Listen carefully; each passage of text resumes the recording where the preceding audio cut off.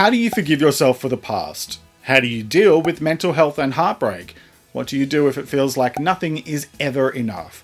I have answers to these and many more questions. So let's talk about better mental health. Hello and welcome. I'm Jeremy Godwin, and in this week's episode of Better Mental Health, I'm continuing on from last week's discussion where I talked about questions that were submitted to me from you via my 2 Instagram accounts. So like I said, this is a 2-part video with the first installment being released last week.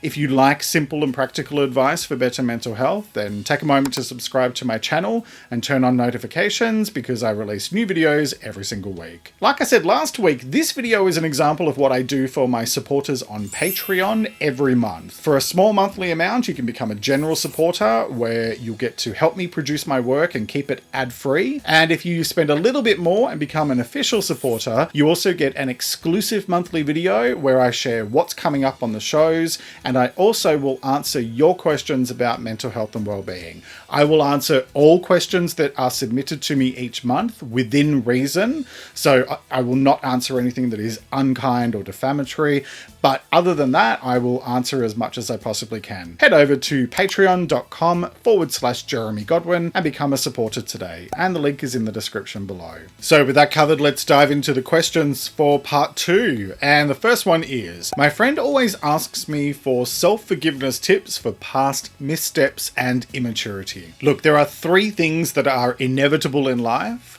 death, taxes, and mistakes. Actually, there are 4 things. Reality shows will always force a plot line where none exists. So the thing about mistakes is they are okay, and we can be so hard on ourselves when we make mistakes, but they're actually about how we learn. So 3 things that I encourage you or anybody to strive for each day. That is to do no harm, be kind, and give more than you take. And those 3 things apply to yourself as well as how you treat others. Every single day, make a choice that they are the fundamentals of how you are going to choose to act and speak for the course of the day. And if you make a mistake, and you will, learn from what happened so that you can grow.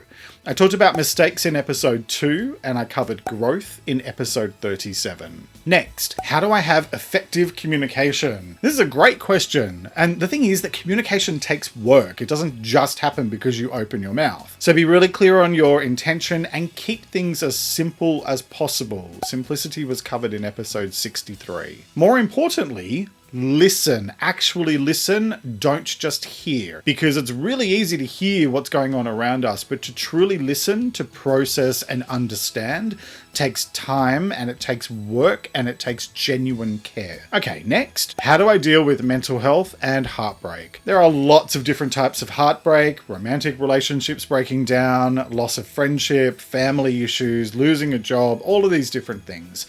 Loss is loss. It hurts, and there is no shortcut.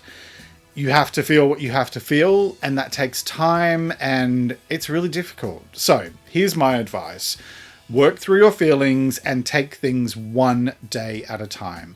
Don't rush it, and be kind with yourself. You're going to have good days, you're going to have bad days, you're going to have average days.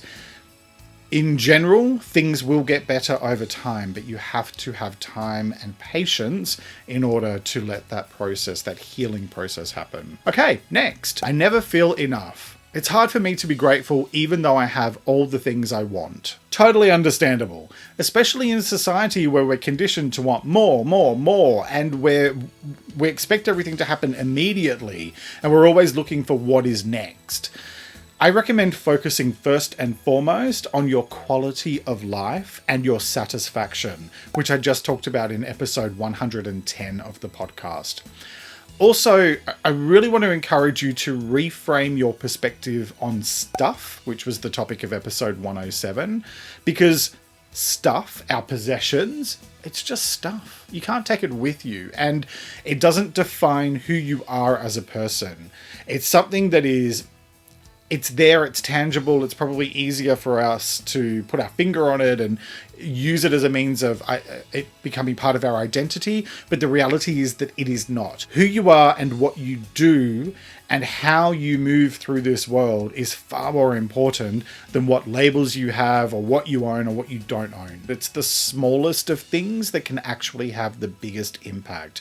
So think about what is the approach that you can take to greater simplicity, and how can you get yourself back to the basics and fundamentals of what it is that truly makes your soul sing. Next, how to be more understanding of other people's mental health. Great question. All right, let's look at some statistics, and I'm looking over here because I've got numbers to talk through. In Australia, it's estimated that 1 in 5 of us will deal with a mental illness in any given year. And 45% of us will experience one throughout our lifetime. That's almost half of the population. Now, those figures will vary a little bit from country to country. Some are higher, some are lower. But let's just use that as a rough guide. There are currently 7.9 billion people on this planet, which is mind-blowing, but anyway. And that means that there are potentially 1.975 billion people in the world experiencing a mental illness in any given year. So why am I sharing with you some basic math? Well, my point is this. It's much more common than we might think. And so the old saying of you never know what someone is going through is truer than ever before, especially with what we've experienced over the last couple of years. My advice is this: choose to do no harm, be kind, and give more than you take. And I always point out that those things are about how you treat others as well as how you treat yourself.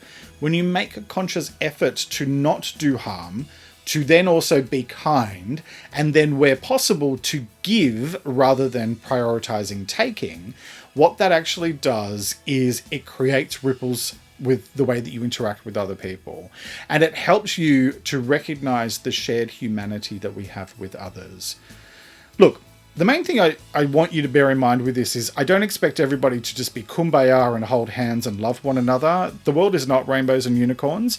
Do not put up with crap, but also don't take everything personally from other people, especially if you don't know what they're going through.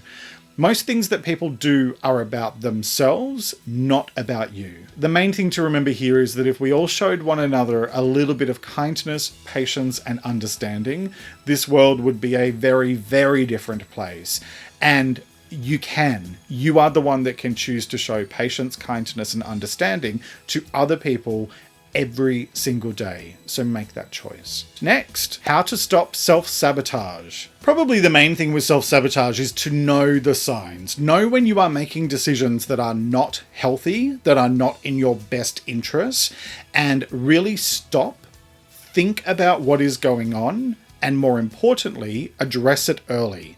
If you let yourself just say, oh, it's just a one-off, or oh, I'll change it tomorrow, what tends to happen is that we're giving ourselves permission to let that one slide, and one day becomes 2, and 2 days becomes 3, and so on and so forth. Really be proactive about your self-worth, which I covered in episode 78, and treat yourself with self-respect, which was the subject of episode 96. Next, how do you make sure you continue to apply good mental health practices without forgetting? Make it a priority. It has to be, because nobody is going to do it for you. And so if you just let it go, you're going to end up having challenges. The best way to do that is to actually make time for it in your diary every single day, whether that's half an hour or an hour, whatever it is, block it out. I have reminders and time blocked out in my diary in the morning for gratitude practice, in the evening for daily reflection practice, and also some self-care activities sort of dotted in throughout the day. It needs to be a daily practice, and mix it up to keep it interesting, because if we do the same thing day in, day out, it gets really, really boring and it's hard to stick to it. I would encourage you to start with the basics of good mental health, which I talked about in episode 101 of the podcast. And I would also highly encourage you to prioritize quality rest and relaxation. I talked about that in episode 109 of the podcast, and I also covered it in this video here, and I will link both of those, and all of these actually, in the description below. So I hope all of that was helpful. Let me know what you thought in the comments below, and if you made it all the way to the end of this video, leave me a question mark emoji, because, well, that was the point of this video and the last one as well. Become a supporter at patreon.com/Jeremy Godwin, and you'll find the link in the description below. Click here to subscribe to my channel and watch this video next for more simple advice for better mental health. Thank you so much for joining me today. Take care and talk to you next time.